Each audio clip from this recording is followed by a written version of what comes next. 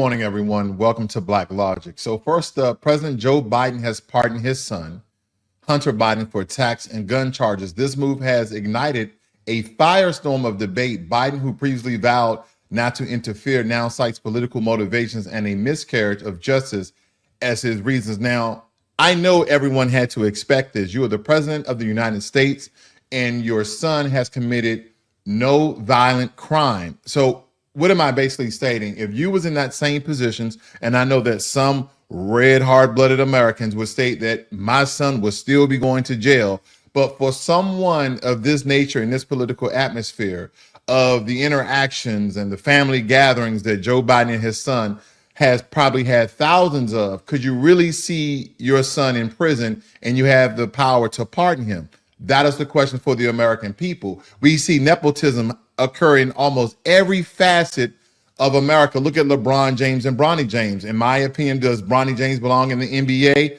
No, not really. His skill set is not of his brother Bryce James. So in those regards, we have to look at this in a very capitalistic nepotism way. Take, for instance, if my son was incarcerated for a non-violent crime, let's take, for instance, for the same charges and accusations that was put on Hunter Biden of tax evasion and gun charges. Would I pardon my son? Absolutely. I know a lot of you may not agree with that, but we also have to look at President Donald Trump in these regards, because President-elect Donald Trump has appointed his son-in-law's father, Charles Kushner, as the U.S. ambassador to France. Now, again, these are some of the things that you may want to go over if you looked at last night evening broadcast, because Charles Kushner is a real estate magnate with a controversial past, having been pardoned by Trump in 2020 after serving time for tax evasion and witness tampering. So when we look at the tale of the tape, is this different than what Donald Trump has done? Or is this somewhat on the same wavelength? And someone say, well, the difference is it wasn't Donald Trump's son, but some of the charges as far as the tax evasion are the same. And many Americans carry guns as well. So these are some of the things that have me to question, was it the right move? And then again, Joe Biden, this is his last run for presidency.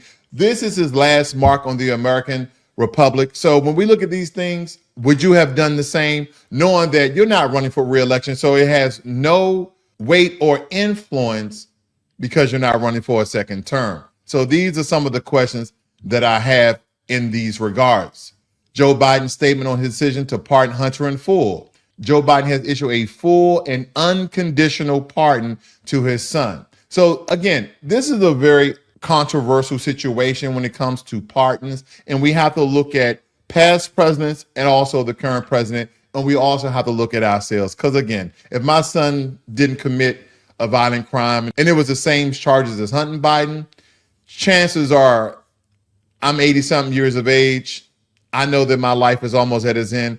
Why in the hell would I allow my son to spend his time in prison when I'm not going to be here to spend time with him? So these are some of my thoughts. Not that you agree, and some of you may agree deep down inside, but publicly you may say, no, he belongs in jail.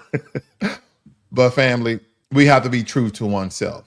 Now, critics, especially Republicans, are crying foul, accusing the president of blatant nepotism and undermining the justice systems. They argue this sets a dangerous precedent where political connections can shield individuals from accountability. Supporters, however, view it as a father's act to protect his son from what they perceive as politically motivated attacks. This part not only raised ethical questions, but also adds fuel to the already intense partisan divide in our country. And I agree with that statement, because this is a sign and show of nepotism, and it should not be tolerated. But I'm a walking contradiction, as I stated before, of what my actions will be. So let's shift gears here to the Democratic Party internal strife. After a significant defeat in the November 5th election, where former President Donald Trump triumphed over Vice President Kamala Harris, Democrats are grappling with the severity of their political predicament. Some leaders are accounting the loss to global economic trends and an anti-incumbent sentiment, while others believe the party faces a crisis demanding major reforms. Trump's victory in every battleground state and his win in the national popular vote have intensified this debate. the party is now at a crossroads, with factions divided over strategy and policy direction. The upcoming election for a new Democratic National Committee chair will be a critical indicator of the party's future trajectory. On the economic front, the U.S. dollar is flexing its muscles. President-elect Trump's support for its global reserve status, coupled with political tensions in France, has strengthened the dollar, leading to a 0.5% gain in the dollar index. The euro, on the other hand, is faltering among concerns over the political collapse of the French government. These developments have significant implications for the global markets and could impact American consumers and businesses, especially those involved in the international trade. Now, if you guys are not aware that North Face is now closing the doors after 15 years, which is located on the city center. And I remember a long time ago that everybody wanted North Face because they had some really nice winter coat jackets. Me being a native of Washington, D.C., believe me, North Face was always in my purview of trying to purchase these very warm, but I end up going to Burlington Coat Factory because North Face was definitely outside of my budget. Moving right along. Now, if you guys are not familiar with the Menendez brothers, their fate is in limbo because the political release of the Menendez brothers is now uncertain. LA District Attorney George Kaskan, who supported their resentencings, had been voted out of office. Yes, he's been voted out of office. His successor, Nathan Huchman, plans to thoroughly review the case before making a decision. With the resentencing hearing scheduled for December 11th of 2024, the brothers' fate hangs in the balance, highlighting the complexities of the justice system and the impact of the leadership changes on high-profile cases.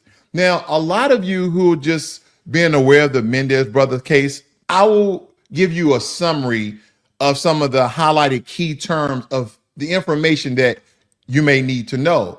So on August 20th, 1989, Lau and Eric Menendez fatally shot their parents, Jose and Kitty Melendez, in their Beverly Hills home. The brothers initially claimed to have discovered the bodies upon returning home, but suspicions arose due to their extravagant spending following the murders.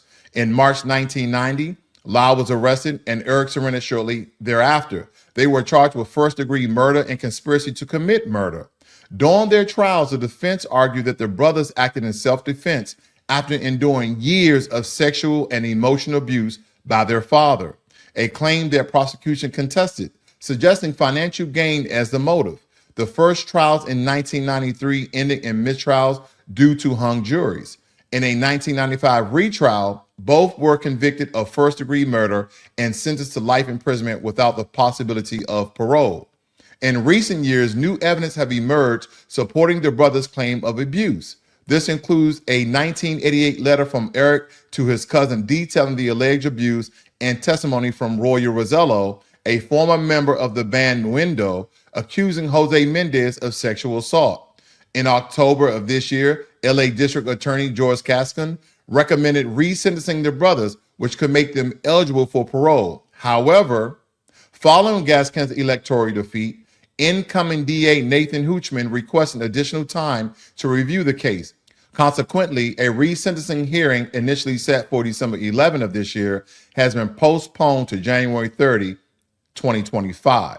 The Melendez brothers remain incarcerated, awaiting the outcome of the upcoming hearing, which could potentially alter their sentences based on the newly presented evidence. Looking ahead, Georgia is set to hold a runoff election tomorrow, December 3rd of this year, as no candidate secured a majority on election day. This election could significantly impact the balance of power in the Senate. Voters are encouraged to participate as the outcome will shape the state's political future and influence national policies. Similarly, Louisiana's runoff election is scheduled for December 7th of this year with no partisan primaries. This election is crucial in determining the state's political direction. Voter engagement is essential as the results will affect both state and national landscapes. On December 17th of this year, electors will cast their votes, officially determining the next president of these United States. The Electoral College process plays a pivotal role in our democracy, aka the Republic. and understanding its function is key to comprehending election outcomes. As we look at the Electoral College results, and this is coming from archives.com, we see President Donald J. Trump. Main opponent was Kamala D. Harris. And we already know who the winner is, but just so it can be solidified that the Electoral College votes in the favor of Donald Trump. So 100% Donald Trump is the president-elect of the United States of America. And I don't see at any time when winning the popular vote, as well as having enough Electoral College votes, that a president ever lose. Again, this is the Republic. Now, for some of you who may not be politically astute, you can always go to archives.gov and find information of how many Electoral College votes does each state contain. And this will probably help you to understand how you get to a particular number, 270 to win, so to speak, that mathematically you would be elected president of the United States for the following year. The 119th Congress is set to convene on January 3rd of 2025 with a new administration taking office.